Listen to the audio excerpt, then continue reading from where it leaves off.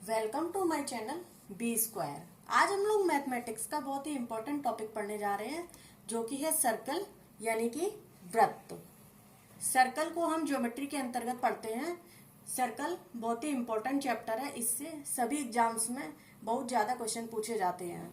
आज हम लोग अपने इस क्लास में सर्कल को डिस्कस करते हैं। सर्कल होता क्या है? सर्कल जनरली हम लोग सर्कल, वृत्त एंड स्फीयर, गोला को सेम समझ लेते हैं, लेकिन वास्तव में ऐसा होता नहीं है। मैथमेटिकल लैंग्वेज में हम वृत्त और गोले में अंतर कर सकते हैं। वृत्त एक 2D शेप होता है यानी कि 2 डायमेंशनल, जबकि गोला एक 3D शेप होता है यानी कि 3 डायमेंशनल। वृत्त को हम बोर्ड या कॉपी पर ड्रॉ कर सकते हैं, जबकि गोले को हम ड्रॉ नहीं कर सकते हैं। तो ये डिफरेंस हुआ वृत्त और गोले का। तो आज हम लोग 2D शेप वृत्त के विषय में जानकारी प्राप्त करेंगे।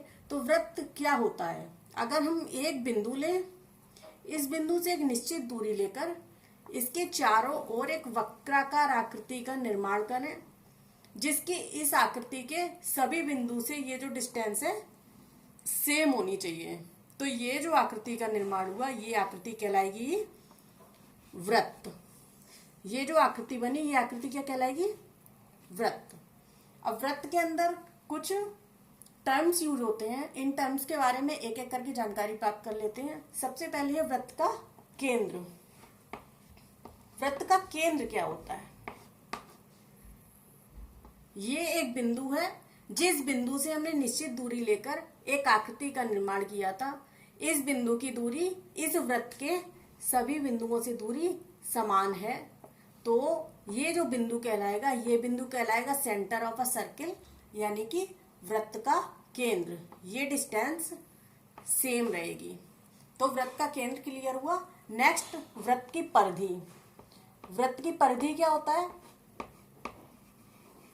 वृत्त की परिधि वृत्त के केंद्र के चारों ओर खींची गई वक्राकार लंबाई को हम लोग बोलते हैं वृत्त की परिधि। ये जो वक्राकार लंबाई है, इसे हम बोलेंगे वृत्त की परिधि यानी कि circumference of a circle. Next, वृत्त की त्रिज्या। वृत्त की त्रिज्या क्या होता है? यानी कि रेडियस। इसे हम स्मॉल r से डिनोट करते हैं, रेडियस। वृत्त के केंद्र से वृत्त की परिधि तक की दूरी को हम लोग बोलते हैं वृत्त की त्रिज्या। ये माना पॉइंट हमने B, ये पॉइंट माना A। तो CB जो डिस्टेंस है या AC जो डिस्टेंस है, इसे हम बोलेंगे वृत्त की त्रिज्या यानी कि स्मॉल r। ये सभी वृत्त की त्रिज्याएं होंगी और वृत्त की सभी त्रिज्याएं आपस में बराबर होती हैं। नेक्स्ट, वृत्त का व्यास, डायमीटर ऑफ अ सर्किल। वृत्त का व्यास क्या होता है? इसे हम स्मॉल d, डायमीटर यानी कि स्मॉल d से डिनोट करते हैं। तो वृत्त का व्यास क्या होता है? अगर ये त्रिज्या थी CB, इधर इसे यहां तक बढ़ाया CAB त्रिज्या होगी। तो AB जो डिस्टेंस है पूरी, उसे हम बोलेंगे वृत्त का, AB जो डिस्टेंस है उसे हम बोलेंगे वृत्त का व्यास। यानी कि परिधि से परिधि तक की दूरी जो कि वृत्त के केंद्र से होके जाए, उसे हम बोलते हैं वृत्त का व्यास। ये भी वृत्त का व्यास होगा। ये जो खींचा हमने वृत्त के केंद्र से होकर जाने वाला E और F, ये भी वृत्त का व्यास होगा। वृत्त के सभी व्यास आपस में बराबर होते हैं। तो AB वृत्त का व्यास है, AB equal AC plus CB। AC plus CB। AC distance कितनी है? R plus R। तो कितनी हुई? AB क्या है? AB को हम लोग बोलते हैं वृत्त का व्यास या diameter of a circle, D यानी कि D इक्वल 2 इंटू R। तो हम लोग बोल सकते हैं वृत्त का व्यास हमेशा त्रिज्या का 2 गुना होता है, या फिर त्रिज्या वृत्त के व्यास की हमेशा आधी होती है। क्लियर हुआ? अब नेक्स्ट देखते हैं वृत्त की जीवा। वृत्त की जीवा क्या होता है? वृत्त की जीवा। ये है वृत्त पर हमने कोई भी दो बिंदु ले लिए, ये माना G और H।